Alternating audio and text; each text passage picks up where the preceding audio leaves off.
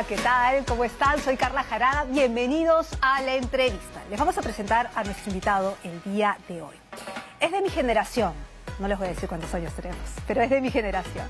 La generación de los cochebombas, apagones y tareas a la luz de las velas.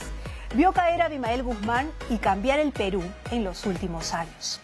Pero, ¿hemos cambiado realmente? ¿Hemos aprendido realmente? ¿Qué dice el cine peruano? Porque para él, el cine es uno de esos espejos, uno de los espejos más fuertes que tiene el país. Aquí nuestro invitado.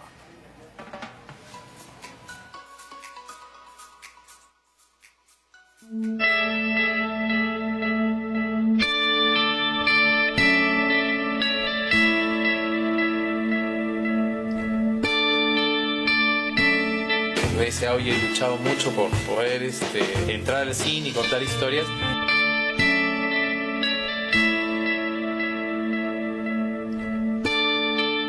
Pero en mi caso me gusta casi tanto escribir como dirigir, ¿no? Lo que busca un poco un cineasta, en general todo artista, que creo que es lograr tocar a la gente, no lograr moverla, conmoverla.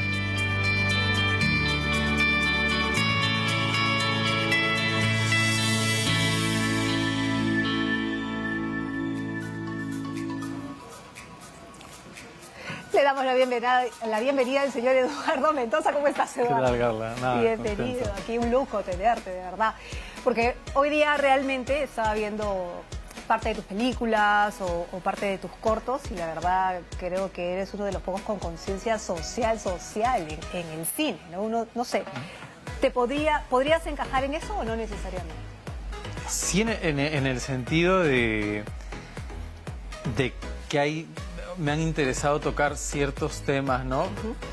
Básicamente en el Evangelio de la Carne o en la hora final, de cuestiones que han ido más allá, digamos, de los dramas individuales, ¿no? Que nos han tocado como país y que de alguna manera han sido, en el caso de la hora final, puntos de quiebre para un país y quizás en el Evangelio de la Carne un poco entender esta Lima enorme, desbordada, caótica, pero a la vez también pujante y como en un estado de ebullición constante, ¿no? Entonces, no sé si ponerme el título, pero sí me interesa definitivamente. Pero sí has cogido esa parte social del... Me interesa un poco, claro. Que además están ahí lo rico de las historias de una ciudad, de un país, ¿no? Ajá. Pero no nos adelantemos, porque ahí vamos a llegar, porque vamos a empezar desde el principio, digámoslo así, desde la infancia del señor Eduardo Mendoza. Tenemos acá unas fotitos para compartir. ¿Por qué? Porque este es el señor Mendoza cuando era chiquitito.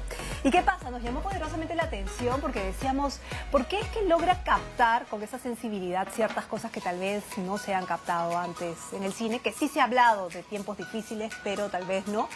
Pero acá lo tenemos chiquito. ¿Con quién estás acá? ¿Con tu hermanito? Es mi primo hermano, Paulo, que es historiador.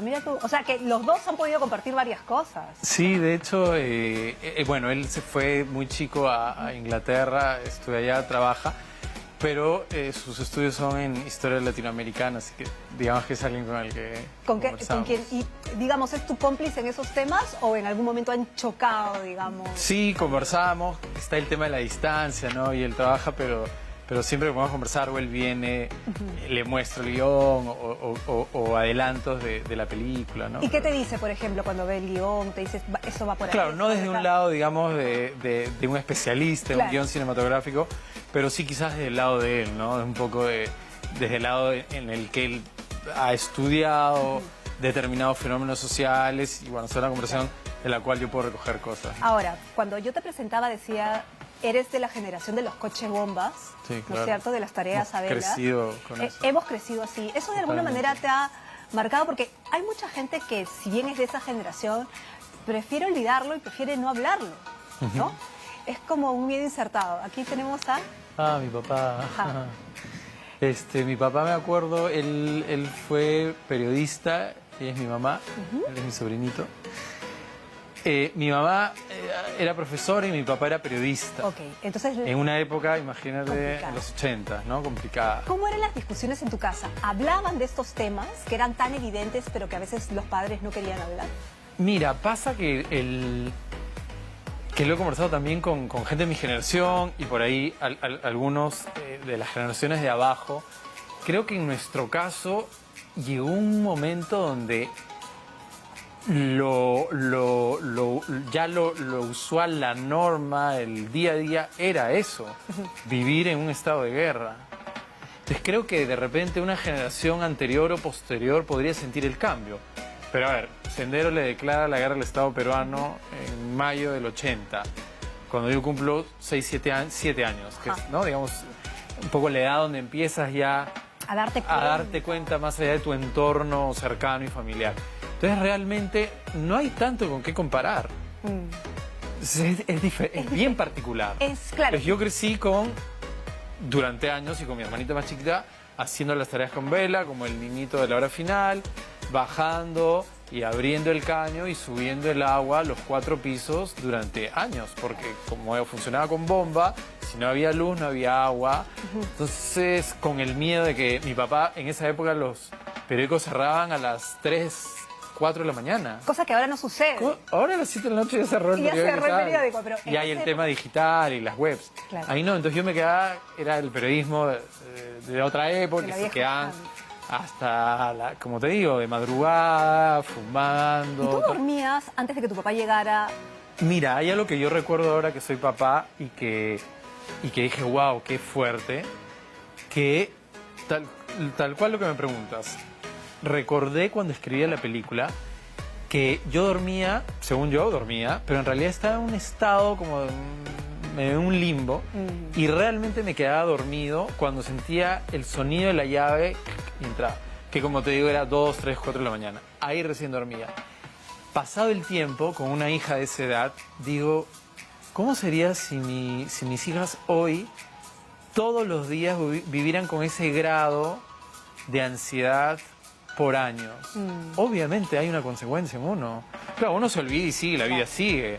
Pero si hoy yo me pongo a pensar que mis 2 hijitas que tienen 6, 7 y 8, durante 4, 5, 6 años, hasta que son adolescentes, viven en ese estado de alerta y de tensión y de preocupación, obviamente te va a marcar, ¿no? Claro. No. ¿Y en qué medida te ha marcado a ti? Para empezar, porque claro, tú dices, no nos vamos dando cuenta porque la vida continúa. Pero ya, ok, tú tenías 6 años, seguimos en esto de, claro, cargar el agua, hacer nuestras tareas con la vela, esperar que venga el papá, esperar que venga la mamá, que todo esté bien. No íbamos al cine porque, señores, no había cine, Y no había celulares. no había celulares. Tú esperabas en tu casa si iba a llegar tu mamá o tu papá. Ahora, sí había cinematógrafo, que era Sí. y te llevaba tu papá. Me llevaba mi papá. Y se emocionó años. El cinematógrafo. Ahí está, wow. que era, digamos, un bálsamo dentro de lo que se podía, los que podían ir, ¿no? Es más, ni siquiera existía el Festival Latinoamericano de Cine Claro. de acá. O sea, no había dónde ver otra cosa. O sea, tenías el cine comercial Claro. y chao. Y sí, el cinematógrafo que era chiquita, mi papá era un loco, me acuerdo, terminaban las películas y se paraba y me da vergüenza mi hermana menor peor. Se paraba y decía, ¿qué tal? ¿Cómo están? Los invito a quienes quieran compartir sobre la película, quedarse. Y yo y mi hermana así, no, por favor. Ah, él quería discutir sobre la película. Quería conversar. Entonces la gente pensaría, será el gerente, el dueño, ¿no? Porque Claro. nadie se para. Y yo y mi hermana sí. Pero al final, mira, un día se quedaban 3, otro día se quedaban 5, otro día se quedaban 10 personas. Y pedían un café y la gente se quedaba conversando. Mira qué tal. Pero tenía esa costumbre. Y bueno, y conversaban sobre qué películas, porque eran películas muy especiales, además. Las que Sí, estaban. yo recuerdo mucho, obviamente hay historias que, digamos, por la edad que iba, que era chico, desde niño hasta adolescente, pero hay películas que digamos que no las podía racionalizar o entender a los 9, 10 años, pero sí esa sensación, esa fuerza de las imágenes, y en el cinematógrafo estás a 2 metros de la Estás así. pantalla. Entonces, esa sensación de que las imágenes te están como golpeando como una ola, eso sí recuerdo como una de las primeras sensaciones de qué cosa es esto que es tan fuerte y que me puede mover, aún a esa edad sin entender, digamos, Era como un rompecabezas. la Tal vez, historia, ¿no? tal vez las piezas estaban ahí para luego que tú las empieces a armar. Y tengo recuerdos de partes, ¿no? Me preguntabas, pasaban mucho, por ejemplo, los directores de la Nouvelle Vague, ¿no? Del neorrealismo italiano, cine ruso. Pero además eran historias que fácilmente se podrían aplicar aquí, porque eran historias de lo que probablemente también aquí Sí, pasaron, ¿no? sí, sí. de Ahora, hecho. pero eso no era todo lo que hacía tu papá por ti. Te llevaba a iglesias. He leído por ahí, ¿eso es cierto? Mi papá era, te diría que más que religioso, en el sentido de tener una religión y cumplir pues con con los códigos de tener una religión, con los rituales. Era una persona que le interesaba mucho el desarrollo espiritual. O sea, con mi papá sí hablábamos de la plata y tal, y siempre me decía, pero me decía por el lado, nunca termines siendo esclavo tu tiempo y tu vida por conseguir el dinero. Pero, por ejemplo, nunca teníamos conversaciones de acá con esto vas a ganar plata. O sea, el dinero, y era una clase media, en esa época clase media tirando para bien, con la justa. Es que se destruyó la clase media en esa época, no, ¿no? y sin embargo, nunca de las miles de conversaciones que hemos tenido, era un tema que no estaba ahí, ¿no? Entonces, como te digo, más dentro de los temas que tocábamos, como el cine, el fútbol, el periodismo, etcétera, tenía este interés por el lado más, por encontrar como un camino espiritual. Pero por eso, pero por llevarte a una sola religión, a lo que iba llevaba a diversas religiones. Sí, o sea, te llevaba a la iglesia musulmana, a la iglesia católica, He la ido iglesia... a todas las que había en los 80. ¿Y cuál te llamó la atención, por ejemplo? No que te la hayas quedado. Y iba, ¿no? He ido a los budistas, he ido a la iglesia, ahorita no se me vienen los nombres, pero he ido, olvídate, Hare Krishna también, así. he ido al Hare Krishna, ¿También? he ido, es que se me dan los nombres ahorita, la iglesia esta, hay un Hay montón. muchas en este país, muchas, hay muchas. hay Pero has muchas. paseado por todas. O sea, He paseado por un montón. O sea, recuerdo haber ido a... Olvídate. ¿Y has escuchado? Porque además también hay también. no lo quiero decir en un tono... Y hay varias, ¿no? Exacto, Varias casas, ¿no? La varias- cristiana, los catecúmenos, por ejemplo, me acuerdo una, en fin. Ok. Pero sí, varias, muchas. Ya, entonces, él te estaba dando muchos insumos, digamos, sin saber para armar todo, hasta que finalmente tú te pegaste a una película, ¿cierto? Te pegaste a un VHS y la veías, y la veías, y la veías. Entonces, mi productor y yo tenemos una apuesta seria, Ya. porque ella dice que es La ciudad de los perros, yo digo que es La boca del lobo. Ujú. ¿Y cuál es? Claro que lo... Me debes el postre, Nati. Es La boca del lobo, ¿no es cierto? ¿Qué pasó con la boca del lobo? Terminé el colegio y en esa época no había el tema del corte de edades que hay ahora, creo. Entonces acabé, digamos, más o menos chiquillo, tenía 15, creo, en quinto y media. Y la hermana de mi mamá ya vivía en Londres. Ya. Y en el colegio había sido un poco medio revoltoso y tal. Y entonces dijeron, bueno, a ver, que se vaya unos meses. Estaba mi tía, ¿no? Iba a tener donde vivir, podía mejorar el inglés, en fin. Y claro, había esta cosa de extrañar y tal. Y un día encuentro el VHS de La boca del lobo y de La ciudad de los perros, las dos. Y me acuerdo que las empecé a ver, pero ya de ahí las veía todos los días, hasta que un día mi tía me dice, oye, Ya, ¿no? ya, porque ya estaba yo loco, me sabía la película. De hecho, yo busco a Pancho Lombardi A eso es lo que quería a llegar. los, no sé, ¿Cuántos años tenías? 13 años tendría. 13 años. Y le toco la puerta, me abre la señora que trabajaba en la casa y le digo, hola, está el señor Lombardi. ¿De parte de quién?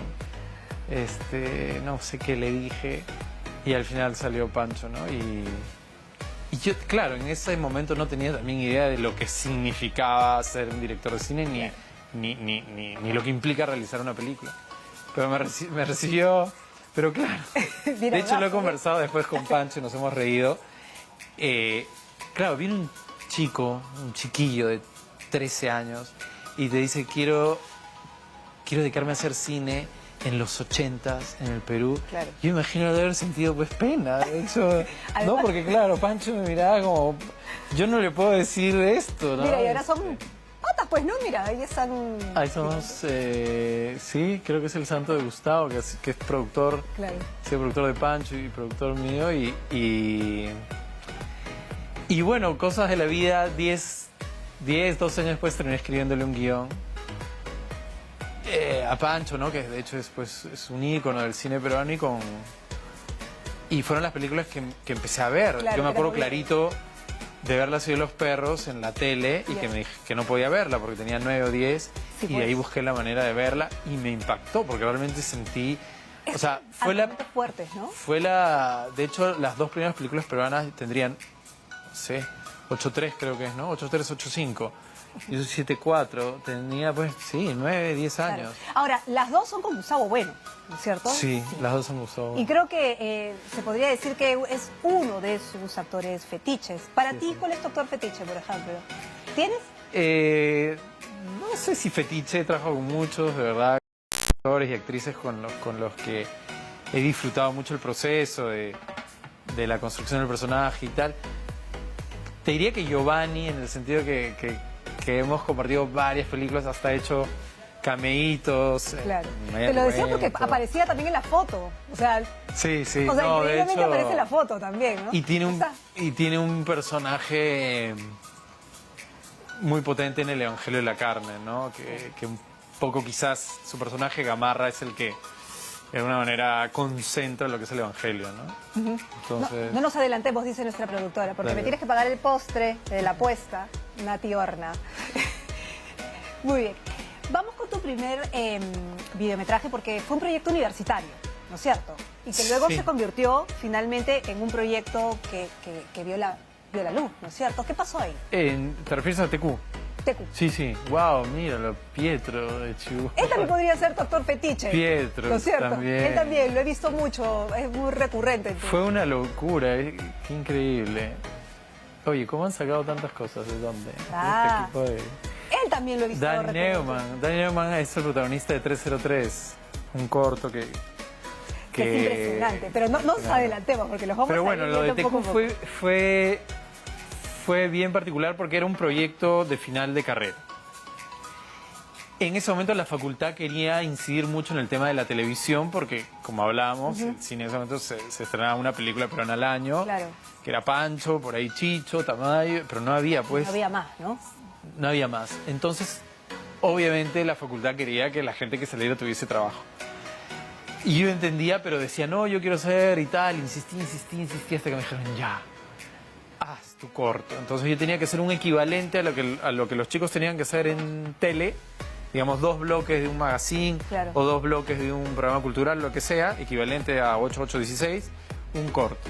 Y escribo y duraba 1 hora. Entonces el profesor me dice, pero Eduardo, estás loco, es Es una muy largo. película. Le digo, no, pero que quiero hacerle y tal y tal. Y bueno, me dice, Eduardo, no, es imposible que lo acabes en 2 días. Ya. Y yo terco y terco hasta que al final me dijeron, mira, no solo lo más probable es que no pases el curso y no te gradúes, sino que estás condenando a tu grupo. A que los jalen, A que no, ya me están por todos lados. coactando. Y yo de necio dije, no, igual lo voy a hacer. Efectivamente, como dijo el profesor, acabaron los 2 días y había hecho pues, mira, la tercera parte. Entonces, jalaron? a partir de ahí, empecé a grabar por fuera. Claro. Y de hecho muchas de la película llega a durar creo que 58 minutos, casi 1 hora. Sí, es casi 1 hora. Es más casi o 1 menos. hora, empezamos a grabarlas ya por fuera de la universidad. Claro. Pero escúchame, ¿pero le entregaste en la universidad? La entregamos. No lo jalaron. No. Llegaron. Llegamos, nos aprobaron, todo fue muy bien y pasó algo loco que de alguna manera fue, te diría, un poco el arranque de mi carrera en el cine. La pasan en el Centro Cultural de la Católica y una noche, era un proyecto universitario, se llenó, había una cola enorme, nunca entendí y hasta ahora no entiendo cómo la gente terminó yendo. Y había un montón de gente, habían críticos, tal, eso era a mediados de diciembre. Y el 1 de diciembre el comercio siempre saca lo mejor del año, Ya. en el dominical. En escultura, en televisión, en cine, ¿no? Y es un recuento. Y yo estaba durmiendo en la resaca del Año Nuevo y me llaman y me dicen, Eduardo, ¿has visto el comercio? Y yo le digo, ¿pero qué te pasa? No he visto nada, pero velo. ¿Y qué pasa? No, de ahí me vuelve.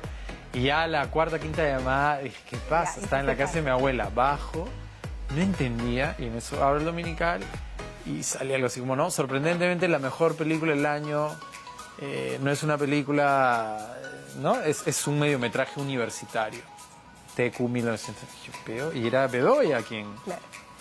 Pues yo leía, que era Ricardo Bedoya. ¿Y qué sentiste? Yo primero no entendía nada. O sea, ya con la porque resaca. Era, con la resaca. Era un trabajo, pues, como te digo, universitario, de 4 chicos. O sea, éramos 4 alumnos, Fergan, que hizo la foto, que he trabajado con él, Fabiola Celer, Fernando Hurtado, y creo que cada uno tenía que poner $100 para, ¿no? O sea, era una película, pues, $500. Y, bueno, la vio, por ejemplo, Eduardo Adriansen, y me llamó, me dijo, ¿quieres trabajar conmigo? Me acordaba mucho de varias novelas, sobre todo los de arriba y los de abajo, claro, que tiene un poco esta onda. Y me dijo, me ha gustado mucho TQ y quiero que chambees conmigo. Y en enero ya está trabajando con él. Así que sí le tengo mucho cariño al... Y verlo a Pietro, que mira, después de tantos años... Claro. Volvimos a juntarnos. Y son varios los que se volvieron a juntar, ¿no? Bueno, está Dani Neumann, Vanessa Vizcarra... Pero no nos adelantemos, vamos a dejarlo en suspenso porque lo que viene es ya todo un proceso creativo mucho más elaborado. Nos vamos a la pausa, no se me va, regresamos.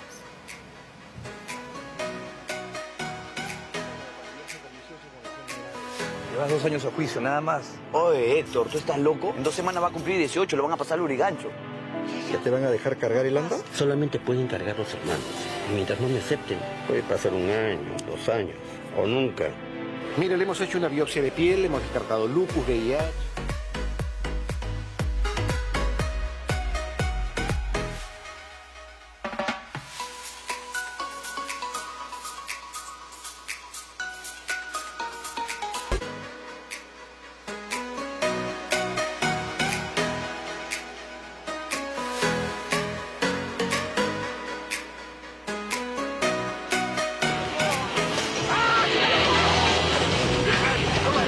Estos son Manuel, Efraín, El Gordo y Juan Diego.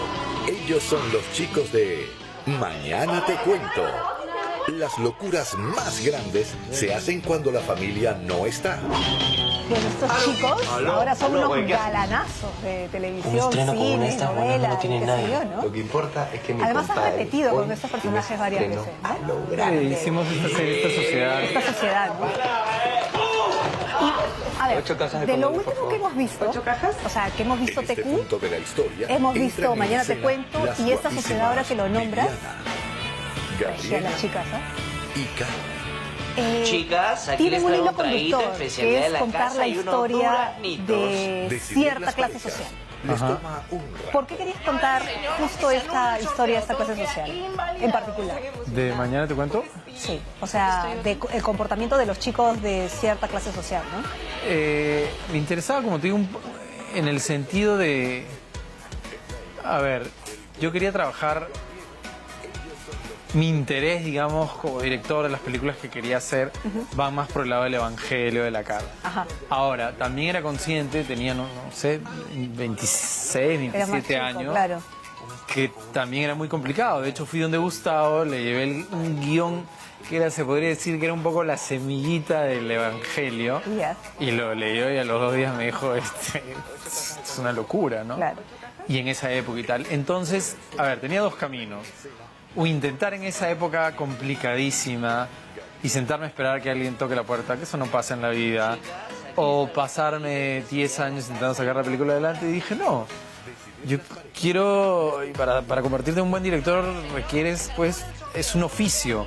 Ya, ay, qué chiquito. Entonces, lo que conversé con Gustavo me dijo, mira, tienes una película muy pequeña en términos de producción, buena, bonita y barata. Ok. Y que tienes que escribirla, es más, como que me puse un tiempo que era así. Y yo le dije, ya, en un mes te traigo. Y le propuse un thriller,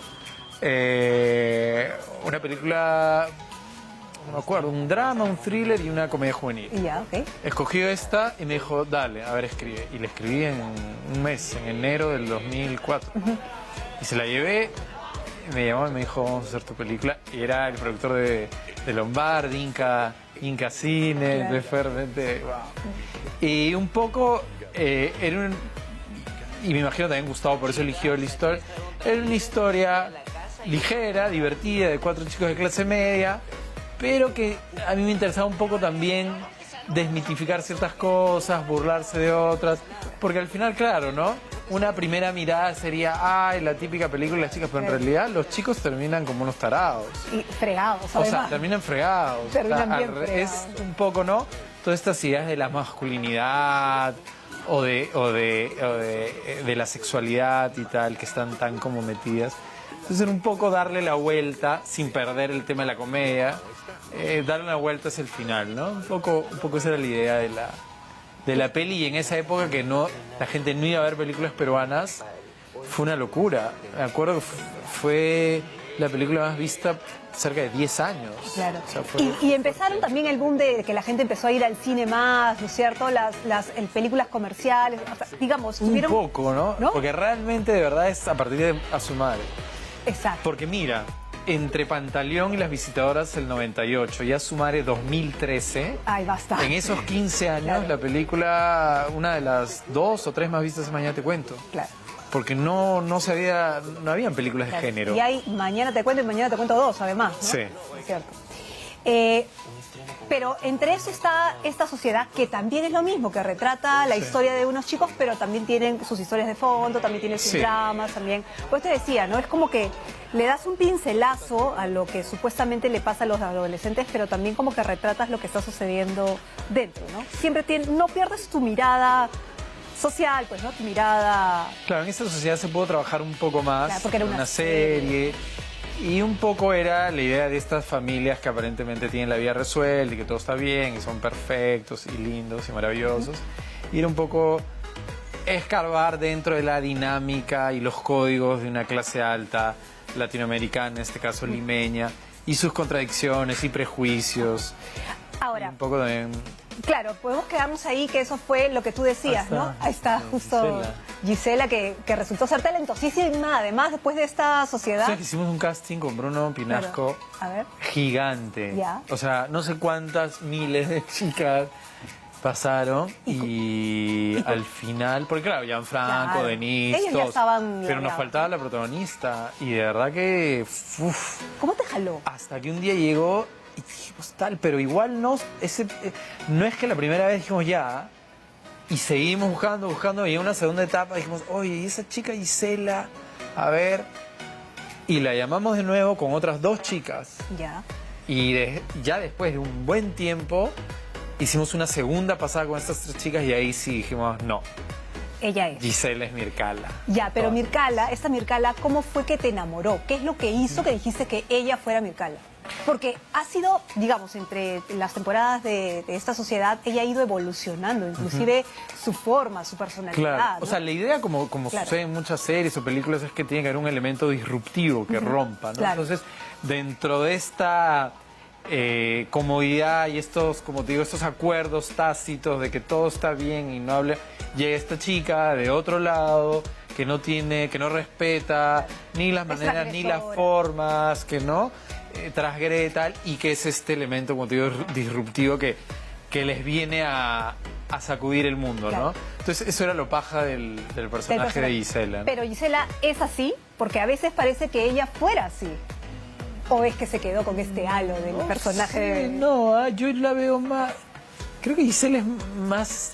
No sé, ya igual es una mujer, ¿no? Pero digo, yo la veo en el día a día o cuando me la cruzo, la veo más una chica más dulce. No La transformaste, sí, la no es- transformaste con el papel. No la veo.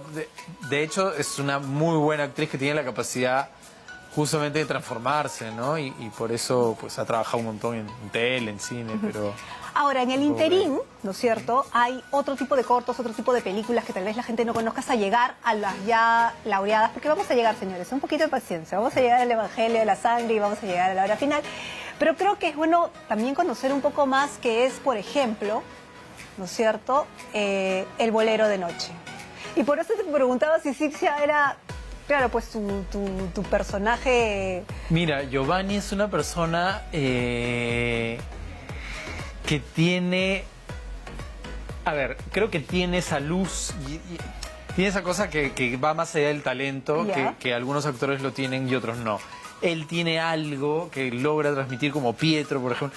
Tienen algo que atraviesa la pantalla y que, como te digo, que ya es una cosa innata en Giovanni. Y lo segundo, que es una persona con la cual es muy fácil trabajar, en el sentido de que tiene este lado del compromiso con su trabajo, pero a la vez es súper divertido. Es un chico de verdad con el cual te ríes. ¿Y te propone, por ejemplo? Y propone y tal, cosas. pero él en general Es buena onda. no tiene esta carga, ni es denso, ni nada. Entonces, de verdad que disfruto mucho trabajar con Pero, Giovanni. ojo, Pietro sí tiene esa carga, ¿o no? Pietro puede llegar a obsesionarse, bueno, ya ahí entraremos a la hora final, pero Pietro, cuando ya entra un personaje, por ejemplo, Pietro empieza a ensayar, ensayamos mucho, como 4 meses con Pietro y Nidia. A partir del segundo mes, Ahí está. Nunca se quita los lentes. Pietro ya llegaba, me acuerdo, entraba a mi casa, se quedaba media hora en el baño. Y yo, ¿qué hace tanto rato? Y salía, parecía que se había duchado con el pelo mojado y todo, y la ropa del personaje. Ah, ya se había transformado. Entonces, Claro. claro, porque es verdad. Muchos actores por ahí, obviamente hacen la prueba de vestuario y todo eso, pero es diferente que cómo te queda el pantalón, Claro. la camisa, me ajusta. Él ya tenía Se mete. 3 meses, sabía que es el tiro, la basta, la camisa, ¿me entiendes? Eso. O sea, Bien, ¿ah? y de repente yo estaba en mi casa, de las 3 de la mañana sonaba mi teléfono y yo, te llama alguien, es que se ha muerto alguien o ha pasado algo. Y no, Pietro, Eduardo, no, estoy preocupado, creo que... ¡Oh, por Y Dios! dejamos hablando yo ya a las 4. Déjalo en suspenso. Déjalo en suspenso Ya para están los entrar. dos. Ah, mira, justo Un día están los quiero dos. hacer una película con los dos. Uy, qué intenso eso, ¿ah? Justo nos visitó Giovanni y estábamos grabando y miras. Ah, ustedes dos estaban grabando. Yo con estábamos Pietro. grabando la hora final y Giovanni llegó a visitarnos, no sé en qué andaba. Con el look de Yango, mira. Con el de Ok, vamos a ver el Evangelio de la Carne. Vamos a hablar de esa película que yo creo que movió bastante el Evangelio de la Carne, ¿no? Vamos a escuchar un poquito del trailer. Nada más. Oye, Héctor, ¿tú estás loco? En 2 semanas va a cumplir 18, lo van a pasar al urigancho. ¿Ya te van a dejar cargar el ando? Solamente pueden cargar los hermanos. Mientras no me acepten, puede pasar 1 año, 2 años, o nunca. Mire, le hemos hecho una biopsia de piel, le hemos descartado lupus, VIH. Lo otro es esperar a que la enfermedad se presente más agresiva. Esperar. Dios está por encima de nuestras ambiciones, nuestros planes, nuestras voluntades. Tenga fe. Eres policía, ¿no? Los policías usan uniformes, Tú eres de los secretos, pues. No nos vemos desde sábados en mi casa. ¿Qué dicen los médicos de Julita? Toma tantas pepas que ya no sabemos cuál hizo bien, cuál hizo mal. No era necesario que se largaran como un par de delincuentes. Bueno, que tienes un super casting también en la película. ¿Cómo hiciste para hacer match con todos estos? Porque son 3 historias que se cruzan. Sí, ¿cierto? sí. Entonces, pero para que se crucen bonito, hagan match. Sí, no, el guión fue, mira, te digo que un par de años lo estuve trabajando fuerte. Porque claro, no es el hecho de, tengo 3 historias y ahorita las... No. Primero, porque hay muchas películas así. Creo que tiene sentido una película coral de este tipo cuando las historias no es que simplemente se entrecruzan y ya, sino cuando cada historia afecta de manera pues notoria, hay un efecto en la vida de las personas de las otras historias. Es decir, cuando afectan de tal manera que cada historia y cada personaje se nutre y a la vez resiente ciertas acciones que el otro ha tomado. De esa manera creo que es que la película ya no son 3 historias, sino es una gran película, digo, en el sentido de todos estos personajes que tú los ves dentro de este tramado, que en este caso era esta Lima de la que hablamos, esta Lima... Ese es el gran personaje. El gran personaje es, la protagonista es un poco Lima, ¿no? O el Señor de los Milagros, ¿cómo es? Es Lima, es Lima. Ok. Lo que sí tiene o lo que elegí fue 3 ángulos desde los cuales me permitieran dar una visión de Lima. La religión, y en todo caso el culto y la procesión del Señor de los Milagros me permitía desde su religiosidad a acercarme a todo este mundo. Las barras bravas, el fútbol, me permitía también todo un tema de la violencia juvenil, del deporte, del fútbol, ¿no? El evangelio de la carne son las piezas que tú has unido, las piezas que te daba tu papá cuando eras chico, Sí, de alguna manera, ¿no? ¿no? O sea, el cinematógrafo, las barras. Las barras. La barra, porque no hablamos, pero que él iba a la barra con su papá, ¿no? De la U. Claro. Y también ir de por hecho, las iglesias, ¿no? Sí, O sea, y de hecho yo hice esa transición de ir con mi papá al estadio por años, Ajá. años, te hablo igual.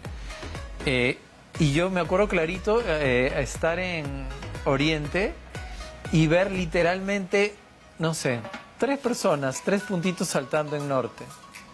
Y decir, ¿y esos locos? Y al siguiente partido eran 8. Y al siguiente partido eran 20. Y de repente un día estaba con mis amigos en Oriente y de repente era Claro. la mitad de Norte saltando y dijimos, al siguiente partido, vamos. Y de repente, a partir de ahí empecé a ir a Norte y era esta locura de 15.000 personas saltando. ¿Y sigue siendo hincha de la U?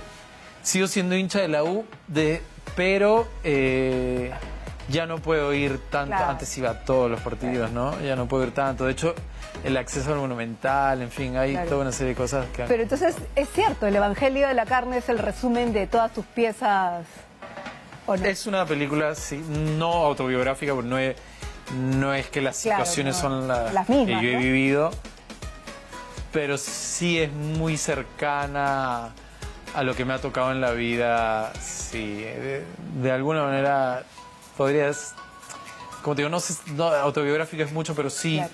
sí es una película que definitivamente tiene mucho de lo que he vivido, ¿no? ¿no?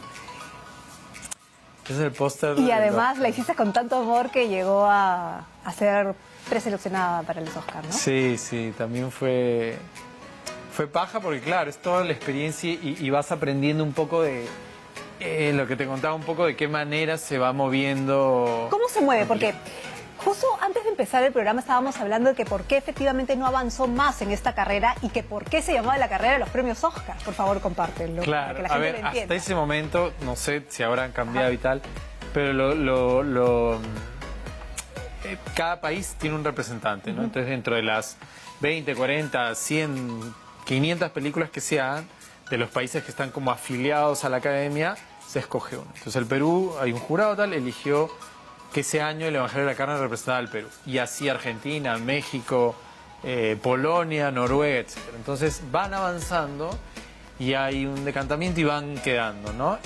¿Por qué se les llama la carrera del Oscar? Porque realmente es toda una carrera en la cual es duro porque hay que invertir pues mucho dinero.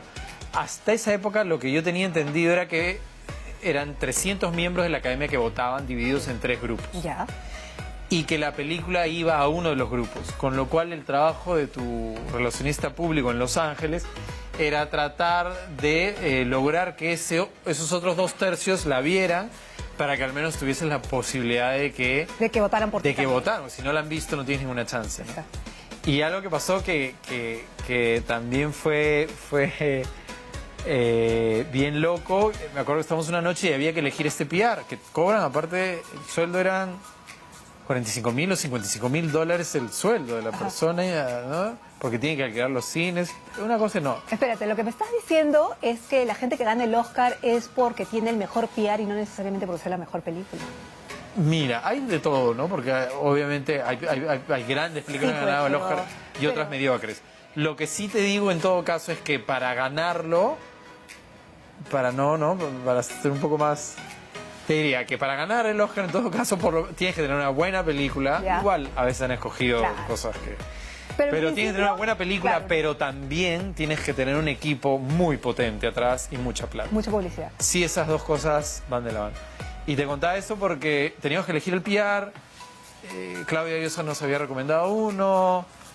Javier Fuentes de Contracorriente otro. Y habían 3, 4 candidatos.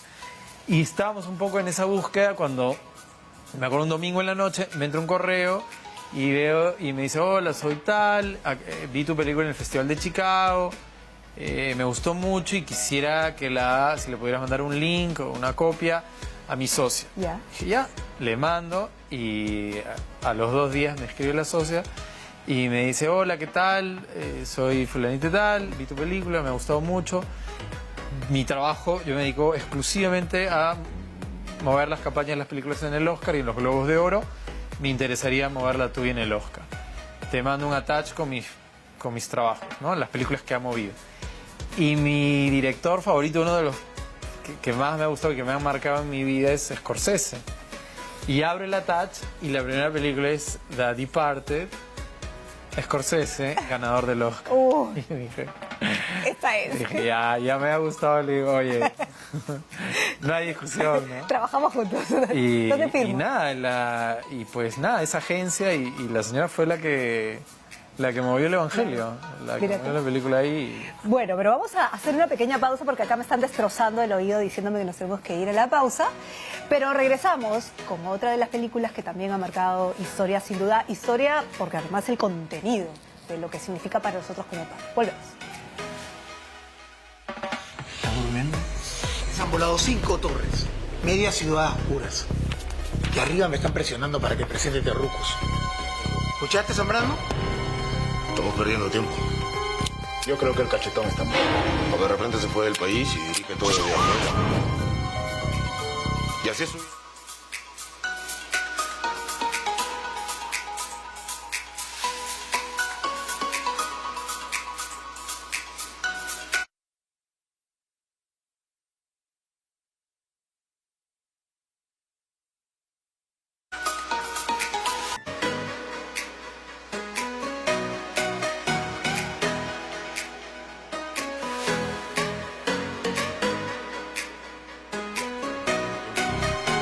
Yo creo que el cachetón está mal.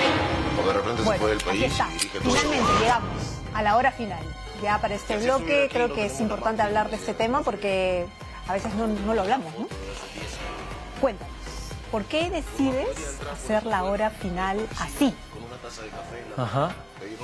Bueno, lo primero, como hablábamos, ¿no? Justo antes del programa, mi generación ha crecido con esto. Así como el personaje, el hijo de Pietro, pues he crecido haciendo las tareas con la vela en la botella, claro.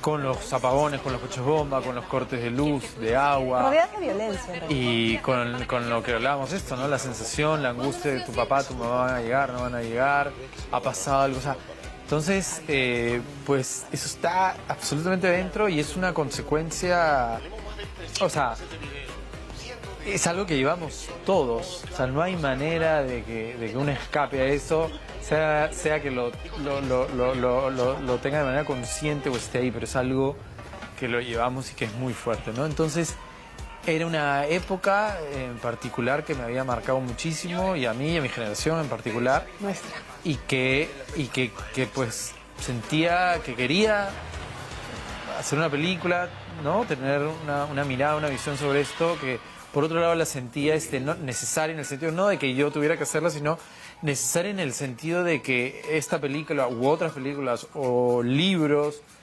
literatura alrededor, generaran pues un debate y una reflexión de lo que pasó, porque un país que no tiene memoria está condenado a repetir sus errores, o sea, como uno en su vida. La Comisión de la Verdad te has leído, ¿no?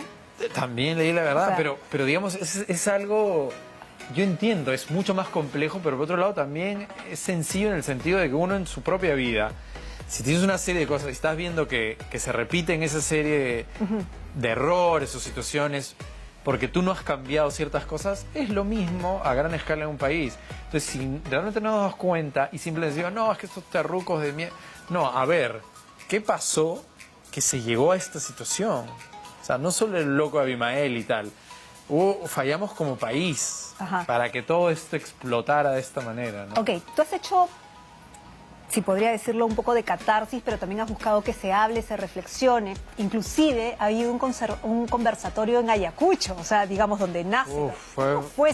Yo digo, debe haber sido súper fuerte. No, fue de las cosas más fuertes que... Y Y la gente reflexionó con esta película, digo, porque hay gente que no quiere, ¿ah? Sí. O sea, hay gente que no quiere, de Ahora, todos los bandos, todos. De todos. De todos. Por suerte la película, mira, te digo que, por ejemplo, la distribuidora le había calculado 70.000 personas, porque era una película pues un poco más complicada, no era una comedia romántica, el tocar el tema. La película lleva casi 300.000 personas, claro. Con lo cual, digamos que... Y a partir de ahí han habido espacios en el Centro Cultural de la Católica, en el LUB, en Ayacucho, hemos viajado mucho, donde la película ha tenido y ha continuado teniendo vida, ¿no? Me preguntabas lo de Ayacucho, la pasamos en el Teatro de la Plaza, y de verdad que fue muy fuerte, porque, claro, no solo veían lo que pasaba ahí y decían sí, sino que además acá ha sido aún peor, porque esta es la mirada de lo que estaba pasando en la capital, claro. Que igual, sobre todo en los últimos años, fue duro. Claro. Pero imagínate lo que pasó en Ayacucho el 80, 81, el 82, el 83, el 84, que fue una masacre. Lo vimos porque acá ya llegó, pero entonces, no, cuando ellos se identifican mucho con la historia del personaje Nidia Bermejo, que tiene este hermano, ajá, que entra a Sendero Luminoso, y hay este tema que a mí me interesaba mucho de, ¿no? Cómo estos dos hermanos que vienen de una misma casa, de una misma educación, de los mismos padres, cómo de repente ambos, por caminos distintos, intentan buscar, más allá de sus intereses personales, ajá, un cambio en el país, cada uno por su lado. Pero además que fue mucho de lo que pasó realmente en nuestro país, ¿no? Sí. O sea, muchas familias se quebraron porque cada uno buscó el camino, como tú dices, para cambiar el país. Y es algo que no se habla mucho, digamos. Es que yo creo que un gran error, porque obviamente Sendero tuvo métodos terroristas y sanguinarios, claro, y cometió atrocidades. Pero creo que creo que es peligroso simplificar todo a estos terroristas desgraciados. Sí, obviamente, aquel que pone un coche bomba en un edificio público donde hay personas y civiles y... Ya, pero lo que hay que es un rato a ver, ¿por qué llegamos a eso?